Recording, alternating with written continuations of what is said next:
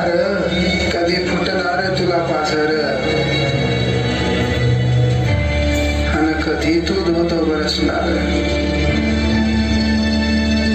कधी तू धोतो बरसणार.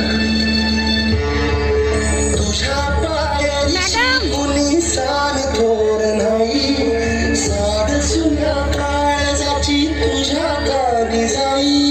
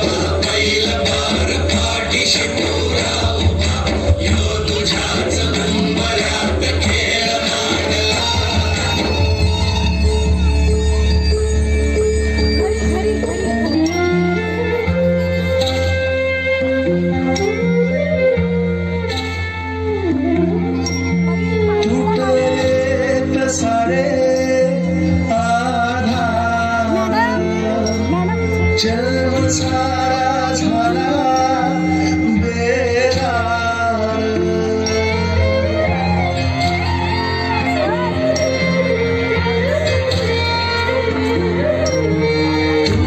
तुटले सारे आधार. जन्म सारा झाला बेदार, माझा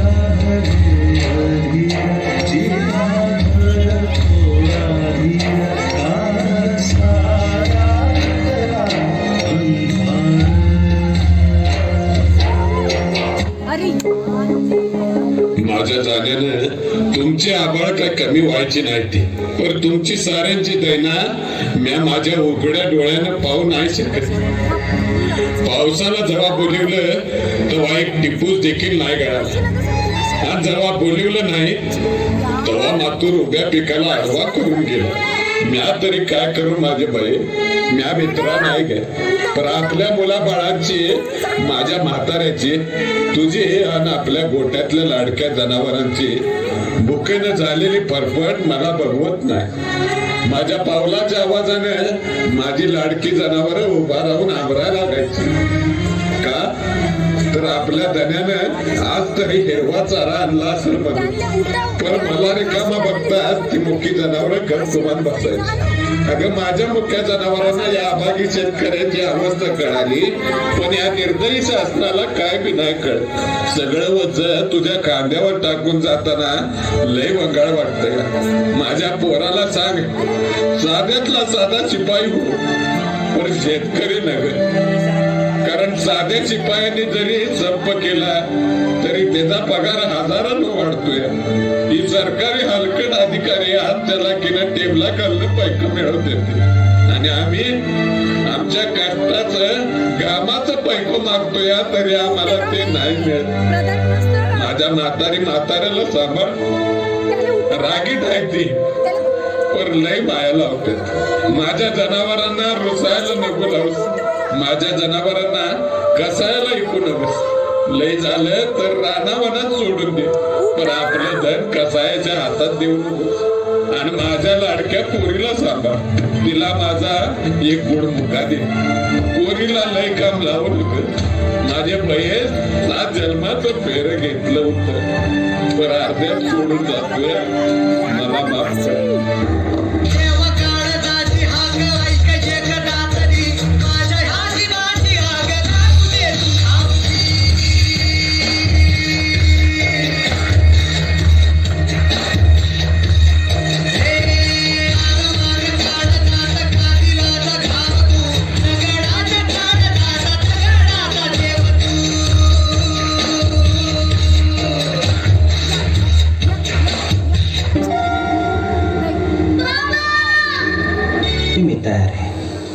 तुम्हीच आम्हाला सांगा आम्ही जगायचं का नाही ते. सरकार शेपूट हलवून हलवून म्हैस जमती पण पाठीवरचा कावळा उडत नाही. तसा आत्महत्येचा विचार आमची पाठ सोडित नाही. कोरड्या बळावानी कपाळ असणाऱ्या बायका, बिनबापाची लेकरं असल्यासारखी माळावर फिरणारी जनावर, हे सर गावाला नजर लागली म्हणून नाही झालं सरकार. गावाकडे कोणाचीच नजर गेली नाही म्हणून झालं. शिकलो नसतो तर किती सुखात राहिलो असतो. अन्यायाची जाणीवच झाली नसती. देवाचा कोप झाला असं समजून बसलो असतो अंधारात तुमच्या लाल दिव्याला हात जोडीत. गोचिडासारखे चिटकून बसले सातबाऱ्याला सावकार आणि बुजगावण्यासारखं उभं आहे सरकार. आभाळ वाटतंय सावध राहिलं.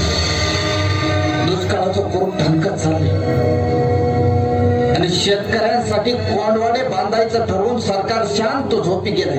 देश महासत्ता होण्याची स्वप्न बांधण्यासाठी खिचडीसाठी शाळेत जाणाऱ्या पोरानं चोरून आणलेली 2 घास खाताना त्याच्या बापाला अभिमान वाटावा पोराचा का स्वतःच्या जाण्याची लाज.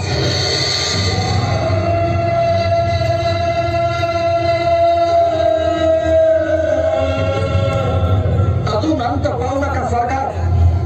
शेताचा मसनवाटा झालेला आहे. ज्या दिवशी शेतमालाला भाव मिळत नाही म्हणून उभं पीक जाळतो आम्ही, त्या दिवशी तुमच्या नावानं सुतकच पाळतो आम्ही.